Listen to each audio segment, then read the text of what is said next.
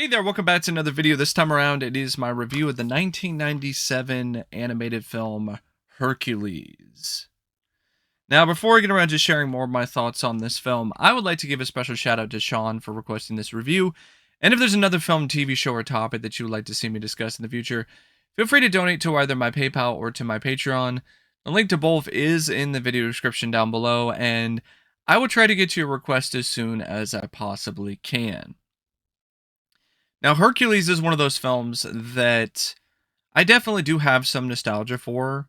I grew up with this film on VHS and on television, and it's also one of those movies that even as a kid I didn't like as much as some of the other Disney Renaissance or other Disney animated films from the 90s. And after watching it again, I honestly feel the same way about it. I like the movie, but I don't love Hercules. I think it's because of the fact that I feel that there's some elements of it that aren't really fully realized and are kind of disappointing.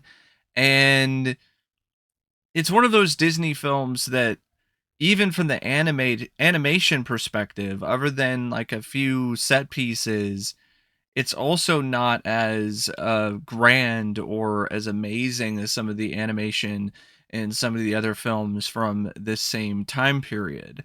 Even from a film that came out a year before this, in The Hunchback of Notre Dame, I think the animation in that is considerably more impressive than the animation in Hercules. And it's not like the animation of Hercules is particularly bad, but there were moments in it where it just kind of looked like something you would see out of another generic clone of Disney, and not necessarily Disney's iconic, top notch, top of the line animation. And I'm wondering if it's due to the fact that this was kind of rushed, because it seems like it. This came out a year after Hunchback of Notre Dame. I think the original people involved with the script and with the direction and everything, they had a different project in mind, but then Disney was like, no, we don't want to do that. So then they decided to work on Hercules instead. It's directed by John Musker and Ron Clements, and I think that original idea was Treasure Planet, by the way. But Disney felt that was too out there, too ambitious, so they didn't want to do that. And instead, they decided to play it more safe with Hercules. The direction of Hercules is not that bad. I think for an animated film, it's pretty good. Once again, these two directors definitely have a knack for some very lively and energetic animation. For a movie that deals with, in essence, a superhero like Hercules, it's definitely something that you needed. You needed that kind of vitality and that kind of movement and that kind of energy. And I do feel that Hercules, from a directing standpoint, is really well accomplished and well done.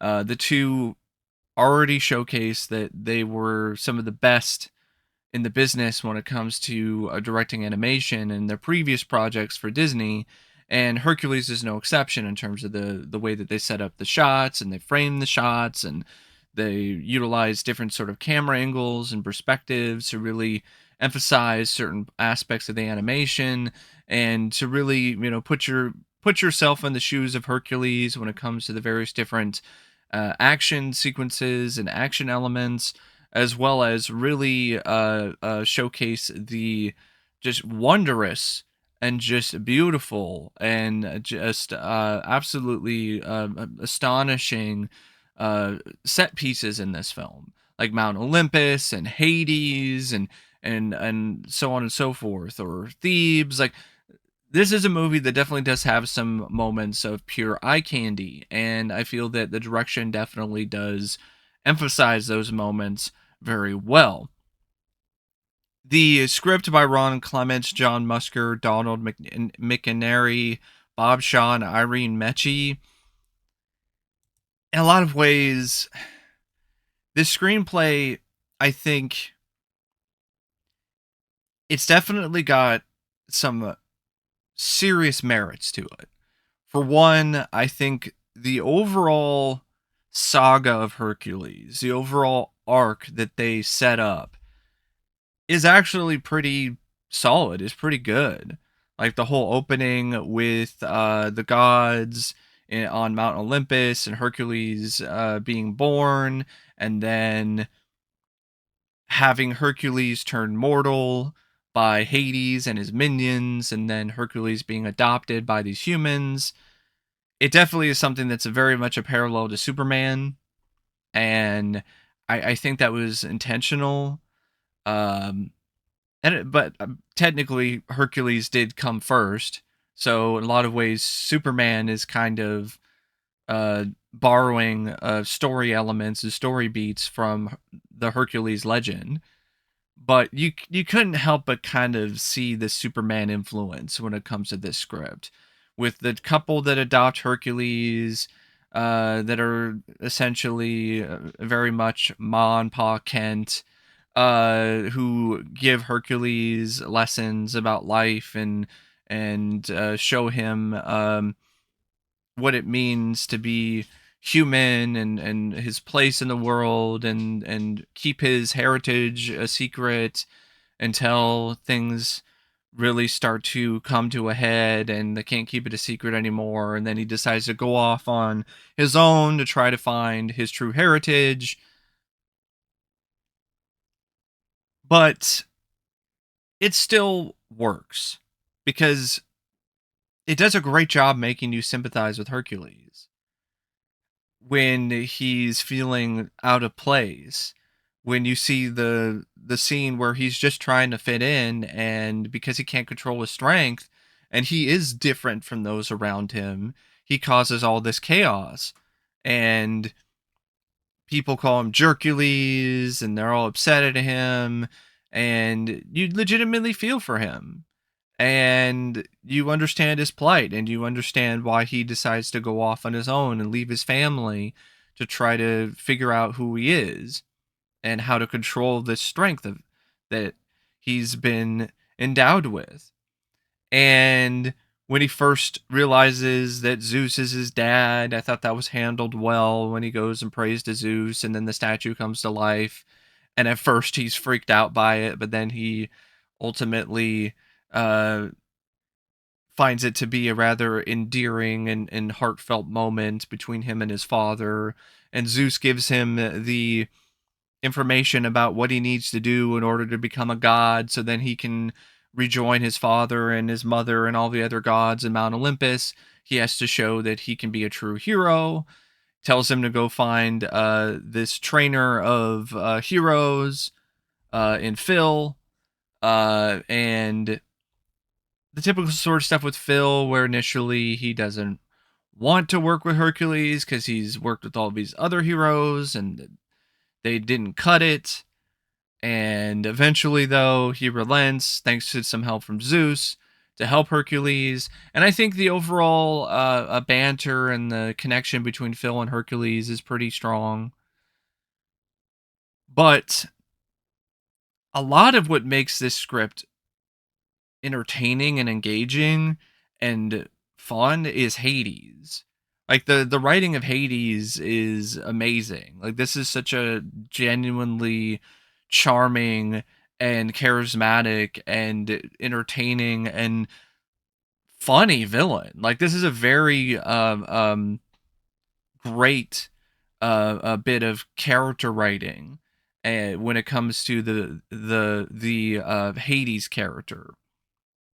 The writers just give so many great lines to this character, and as a result, like you just genuinely begin to love to hate this character very early on. So he makes for a very strong antagonist.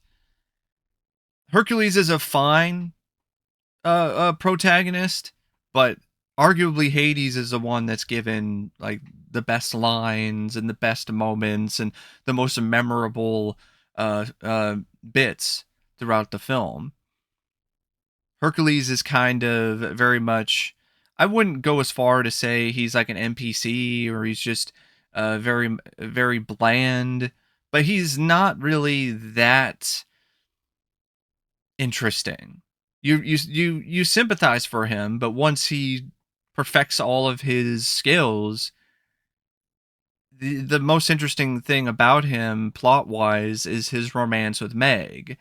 Other than that, like him fighting all these other monsters is just kind of generic, and they don't really necessarily make it into something that's really anything other than an afterthought because it's just the result of a montage. And that leads to another problem that I do have with the script is you have a good first confrontation that Hercules has with a creature in the Hydra. Of course, prior to that, he fought this other guy, the River Guardian or whatever, and that was relatively well done in terms of the choreography and the action. But the best moment when Hercules is facing off against a mythological creature is the Hydra sequence, and for whatever reason, that winds up really being the high point when it comes to Hercules fighting these larger than life titans, so to speak. Because even the sequence in the climax and the finale when he fights the titans, it's kind of a letdown. He doesn't fight them one on one.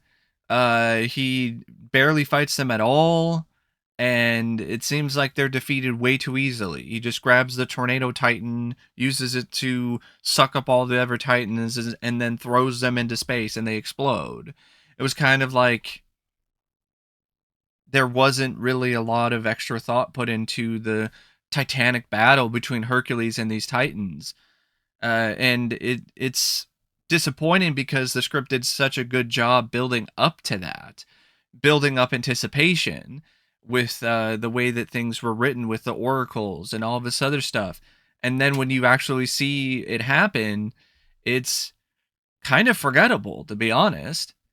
The better aspect of the finale is when he goes to the underworld to save Meg's soul and sacrifice himself to save Meg, which then enables him to become a god. So then he's able to effectively fight Hades and has a crowd pleasing moment, where he punches him in the face and then throws him into the pit of souls.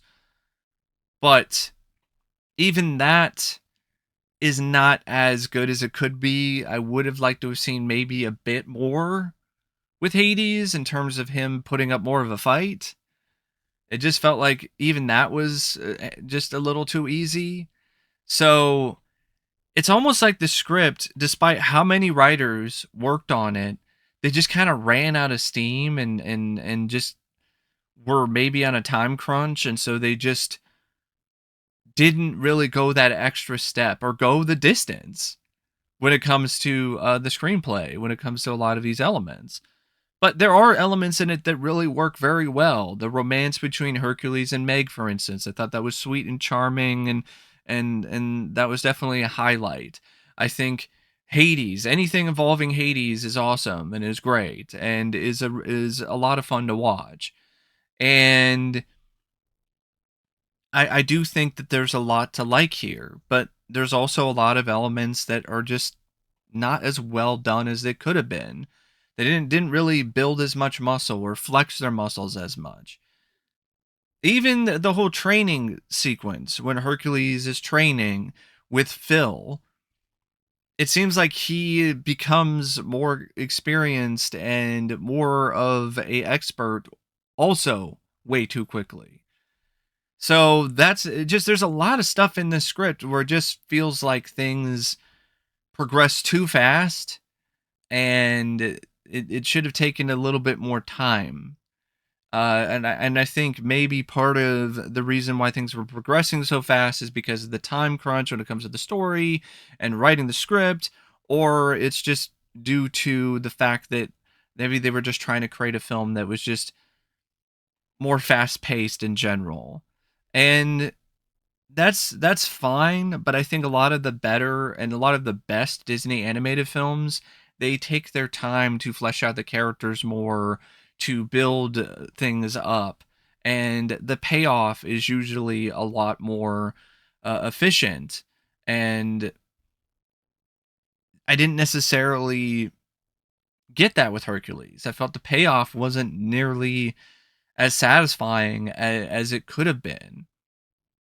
The comedy at times, especially when it comes to moments with Phil or Pegasus or Pain and the other a minion of yeah, Pain and what the hell is the name of it? Panic? Sorry. I remembered Pain, but Panic just completely left my brain there. But yeah, Pain and Panic, their shtick was just kind of eh. And even some of the stuff with Zeus and the gods was not really that great, especially the stuff with Hermes. So it was just one of those things where the comedy was also kind of hit and miss at times. I did like Meg's sassiness. I felt that Hercules had a couple moments, but not a lot. That's another thing. Like Hercules didn't really have a lot of moments where he was able to be comedic or anything of that sort. Um, but definitely the best lines are given to Hades. And the music, here's the thing: the people who did the music for this and the songs are the same people who did of Notre Dame and other Disney animated classics. And other than Go the Distance, these songs aren't really that great. The opening song with the muses, and honestly anything involving the muses, those songs were just too busy for me, and as a result, they just weren't really something I was that big into. And they weren't really that memorable.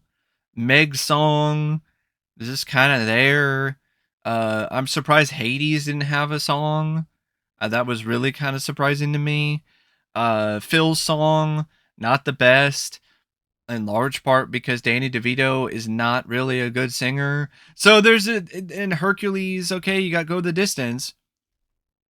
That's like the only good or memorable song in the entire movie. So, for at least to me personally, so when you have a Disney animated film that, in a lot of ways, a lot of these films, the music is every bit of a big part of things as the animation, as the story, as the characters, and that was also something that was a letdown to me. I love Go the Distance. I think it's one of the better Disney songs, but nothing else in the soundtrack is on the same level except for maybe some aspects of the score. And the voice cast, I think for the most part is great. I think the voice cast, considering what they were working with and what they were asked to do, I felt that they did a really good job. Tate Donovan as Hercules, you can tell that he's channeling his inner Christopher Reeve. And I didn't mind that. Like he had the same sort of aw shucks kind of personality as Clark Kent. And there were moments where I swear I was hearing Chris Reeve. I was hearing Christopher Reeve Superman. And even though he was doing a homage there, I still feel that he still, for the most part, made the role his own. And I felt his voiceover definitely did work for the character. Josh Keaton also did a good job as the voice of young Hercules. Danny DeVito, he can't sing, but he can definitely lend a lot of nice voiceover ability to Phil. Like I definitely feel Danny was very charismatic and charming, and had some nice nuances to his voiceover work as well. And you can tell that he was having fun with it. Um, James Woods as Hades, he stole the entire film. Like every scene that he was in, he was just a blast. He was so much fun to watch. You could tell that James Woods was loving the opportunity and just relishing the chance to play such a over the top bad guy. And who knew that he was so funny? Like it showcased his comedic talents in a way that I don't really think a lot of other films have done since. It was just it was really surprising, like how good of a fit he was playing this very comedic and over the top Hades. And apparently, he was essentially a last minute choice because they initially went for Jack Nicholson, but Jack Nicholson asked for a huge percentage of the film's gross or a large paycheck. Disney didn't want to pay Jack what he was asking for, so he declined. Then they went on this search to find a replacement, which included such names like Ron Silver and others, until they actually cast John Lithgow. But apparently, John Lithgow's Hades just wasn't really working, and it really wasn't what they were looking for. And they tried different sort of approaches with John to try to make it work, but it just wasn't happening. So then they started the process again, and then it led to James Woods getting the role, and I can't think of anyone else playing this character. He was just so good, and apparently he did a lot of ad libs too.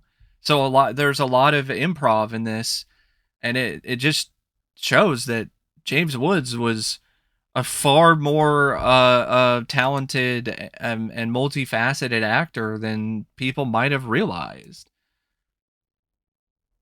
And Susan Egan, I thought was excellent as well as Megara. She's just very charming and just had a lot of spunk about her. She said that she based her on a 40s screwball comedian, and you definitely get that vibe from her performance.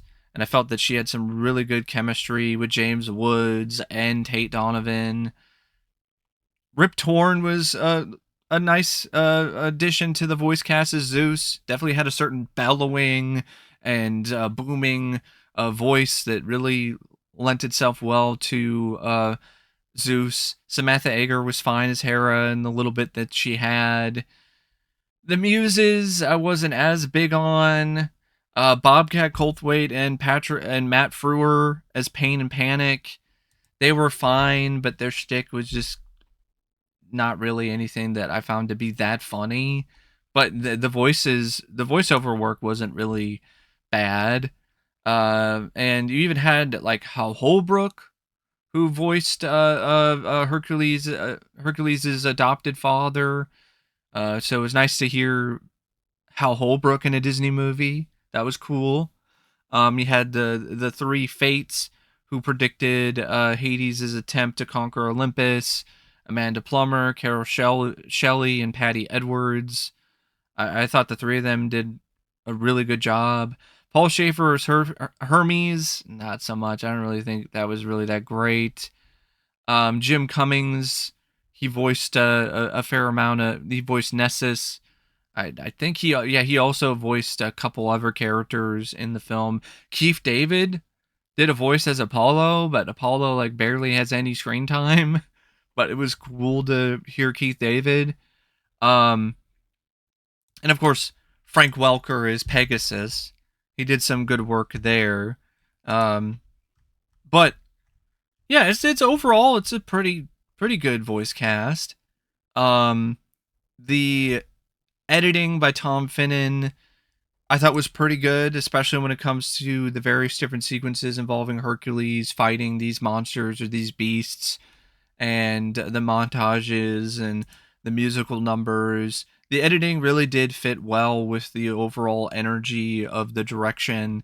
The music by Alan Menken, like I said, I think he's done better. And I'm wondering if that's another reason why the film wasn't as good as it could be, is because Alan Menken was also under a time crunch or wasn't really able to take as much time with the songs and with the music as some of the other projects that he did for the company. And it's relatively well paced. It's like 90 something minutes, and that's with the end credits. You take out the end credits, it's even shorter. I didn't think it was that boring or that derivative or dull. But like I said, it just doesn't really reach its full potential by the end.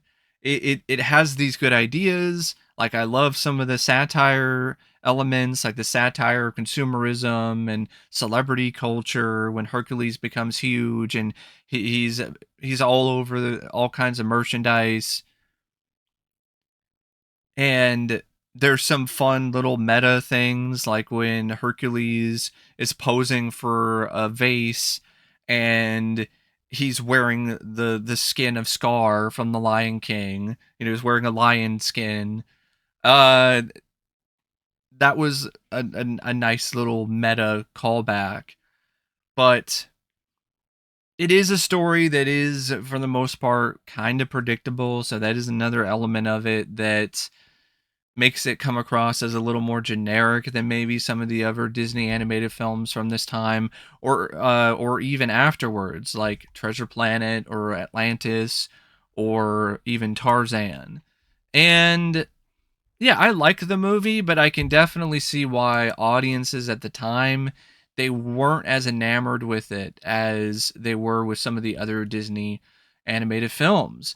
And it led to the film kind of underperforming and not doing as well as the studio might have initially hoped. It still made money, it still made a profit, but it just didn't really soar and didn't really climb to the heights of Mount Olympus like they were maybe expecting it was going to.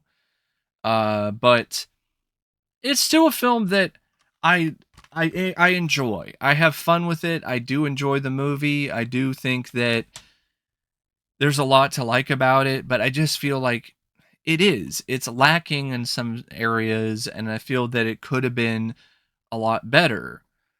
And that's just my personal take on Hercules. But anyway, thanks for watching my review, and as always, I'll see you later. See ya.